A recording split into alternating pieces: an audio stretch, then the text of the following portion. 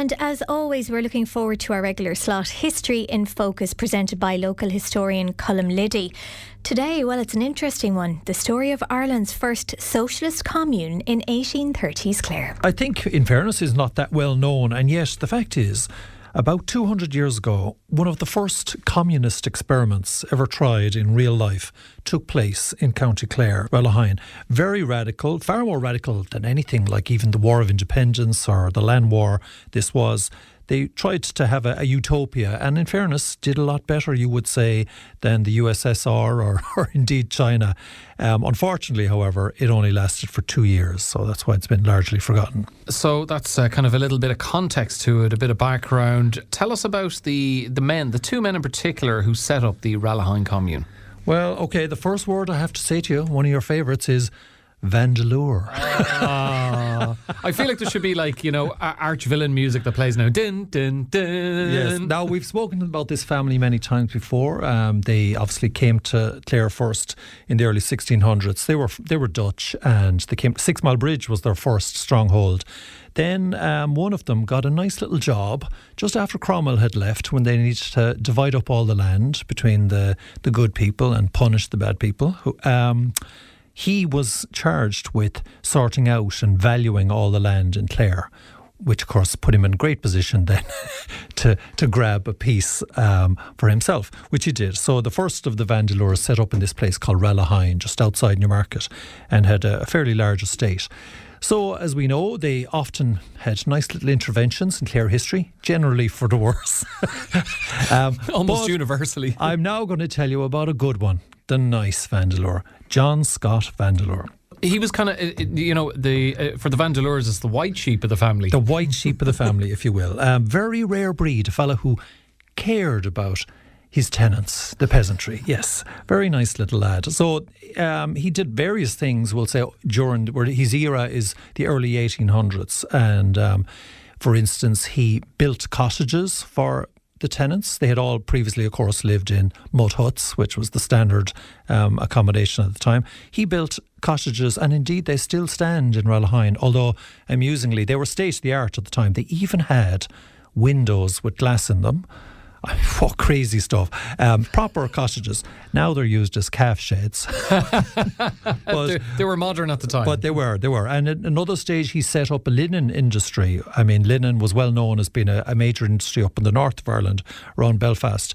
And it had sporadic bits down along. But he set up a nice thing going there for a while, employing 200 people. But ultimately, local, shall we say, Luddites were against the idea of any kind of machinery, so they broke all the machinery, and that had to be put to bed, that little industry. Okay, so they naturally feared that progress and onset of technology would render their job opportunities redundant or remote. Indeed. But still, he was looking for ways forward, and he attended a lecture in Dublin, an influential lecture where the ideas of socialism and communism were only, of course, being really, formulated at this time. And eventually he got a guy from Manchester called E.T. Craig, who would become his organiser, a man who could actually implement this idea of setting up a commune. And together they managed to convince 50 illiterate peasants in Ralahine to engage in arguably the most radical new way of living ever seen in Ireland. I wonder how much persuasion that took, or the fact they were illiterate. Was there much persuasion needed to get them on board? Yeah, well, don't forget, they're all living, as most were at that time, completely just subsistence level, barely working to live, So they were open to anything that might potentially make their lives better. It couldn't be worse. It couldn't be worse. So how it worked was, there was a written constitution, and their motto was each for all. So we're literally talking about a thing where everybody works. There is no bosses, no stewards. Vandeleur signed over the farm to the commune. They had their own currency. Everybody had to work every day, but it was decided the night before. The committee met and decided to divvy out the works. Women were treated as equals. They were allowed. I know, that's going too far. They were allowed to attend the committee. They had a full vote like everybody else. And there was dormitories for all the singles. The couples still lived in houses as a couple, as a family, but the singles, there was a men one, a women one. The children were dealt with communally. They had to be dropped off at the school/creche at 6 a.m. every morning, washed and their hair combed, and left there for the work day. And everyone was paid the same wages.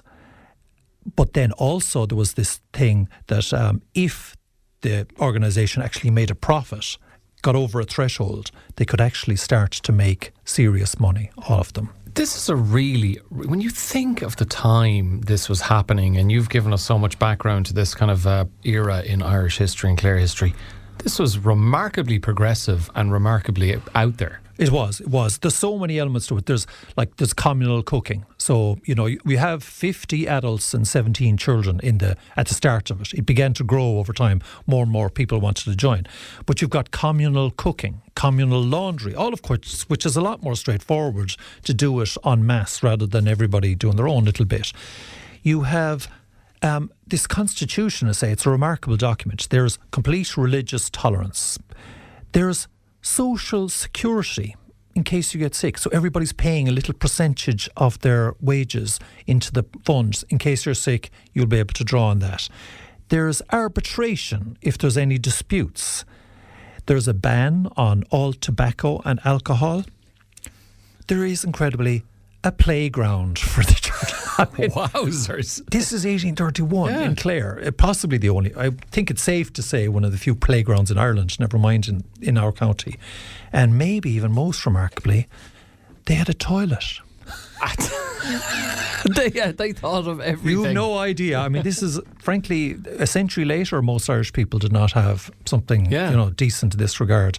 But in 1831. And indeed, when, during the time, the cholera epidemic came to County Clare, everybody in the commune was fine. They were actually, of course, at proper sanitary conditions, something unknown outside of Ralahine.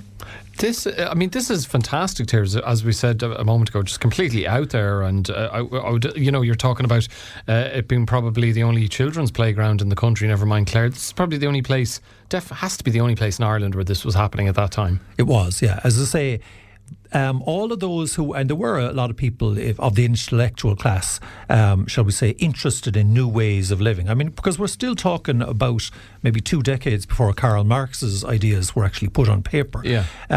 So they started coming to see it, sort of people, from all around the country who were interested in that sort of thing came to watch and were astounded because, it was so successful.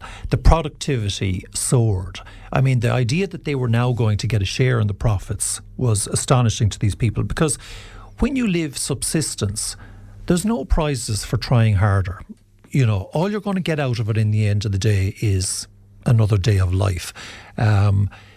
If you are set a task and you work harder and faster, what are you doing? Only doing yourself out of a job later in the week. So no one had previously had it. Now, though, it's a different matter. Now you want to get in and try to raise the yields, and that's what happened. I mean, they grew all 3 crops of corn, the barley, wheat and oats. Huge rates of productivity, much better than before. They, of course, had cattle. It was a sizable estate, 600 acres. So they had every kind of farming. And in every category down along, the yields were incredible. You would think on the face of it that others would look at this model and okay, this mightn't be open to everyone to be able to do it, but as many who could would look at it and go, wow, the results are fantastic. Let's try and replicate this. I'm sensing that that wasn't what happened, though. Well, I mean, in fairness, he was an outlier, this John Scott Vandeleur, in his thinking. And frankly, most of the rest of the gentry in Clare were outraged. Oh, I'm sure his own family hated it. Absolutely. Why are you trying to advance the causes of these people? Giving them notions, big time, So what actually happened, though, was that because I suppose he had tried various things over the years to improve their condition, he was quite poorly off financially. And because his debts had been mounting, and at this stage, he did a few things which he should not have done. One, he began to forge cheques. And secondly, he remarkably conceived the idea that he knew a way of gambling to win, specifically in the card game of whist. So he went to Dublin to a gentleman's club. It's still, you can see where it used to be on Kildare Street, where he had a notion that he had a system that he was going to win at whist and solve all their problems. Need I remark? He did not win. It was foolproof. He drove himself further into debt. And so one morning, when they were all going along quite happily in the commune, John Scott Vandeleur absconded and disappeared, including his family. All they were, a wife and 5 children, they were left a letter in which he explained how his financial troubles had grown, and but now he had to go, because you see, fraud is a capital offence at that time. It's not just a matter of punishment. It's a capital offence. So he goes on the run, and the creditors arrive. They tell the peasants, that was nice, now get back to work for 8 pence a day in the normal manner. And they had one last sad meeting where they said that they put it on record that they had known it was just 2 years of complete peace, contentment and happiness. But that was over. It's sad, isn't it, to hear that, you know, that something like this that's clearly working it can't go on. No, it couldn't go on. Or won't be allowed to. In the aftermath, E.T. Craig, the kind of Manchester man, he went back to Manchester. The labourers went back to being regular peasants. And as for John Scott Vandeleur, exactly what happened is unknown. What is known is that he went to Dublin and took a boat to Liverpool. And while he was there and addressed from there, he wrote numerous letters to people, begging them, you know, for sort of friends, neighbours, whatnot, saying how sorry he was and begging them all to please help his wife and children. One last relative met him in London and found him in an absolutely distressed state. Indeed, he was speaking of suicide as a possibility, and he didn't know what he might do. But then he left their house, and literally 10 minutes later, the constabulary arrived. They were on his trail. The lore in the Vandeleur family became that what actually wound up happening is that he moved to America, changed his name, and became a train driver out in the West. Wowzers. How much evidence is there to support that claim? Well, he was just a fanciful notion. Possibly. He was also possibly seen in Australia, but no one really knows. 2 nearby locations. Okay. And did he went without his wife and children? That's right. Yeah, indeed. The next famous Vandeleur that's coming up is Arthur Vandeleur, a son of his. And his claim to fame is he was in the Crimea War. But you can read his biography, as I have, and the father is never mentioned whatsoever. I'd say they hated him for what he had done. Not surprising, but I'm sure that the peasants in the Ralahine Commune, up to the point where he absconded, loved him for what he had done. A really fascinating period of history, the Ralahine Commune. There anything else to mention on it before we finish, Colm? No, it's just, I suppose it's, you know, it is still mentioned. You'll say any books that you would read on the history of both communism and indeed utopias, you will find that Ralahine is still a thing that, like, it's always mentioned, even internationally, as a famous what if, that all, you know, there was a little spark of life and then it just was snuffed out quickly. Yeah, an outlier that it's flame shone briefly but bright for 2 years. Colm, Liddy, thank you as ever. If people want to check out your wonderful online shop, where can they find you? It's on shopinireland.ie. And it's not like the Ralahine Commune. All profits go to the Colm Liddy estate. Colm Liddy, local historian and author, thank you very much. What a wonderful conversation Alan Morrissey was having there with the local historian Colm Liddy on the Ralahine Commune. Can't say I had ever heard of it before. So it's an education, this lot, I tell you. I'd had no idea that had existed. Who knew the centre of communism in the 1830s was in none other than the Banner County? You learn something new every day.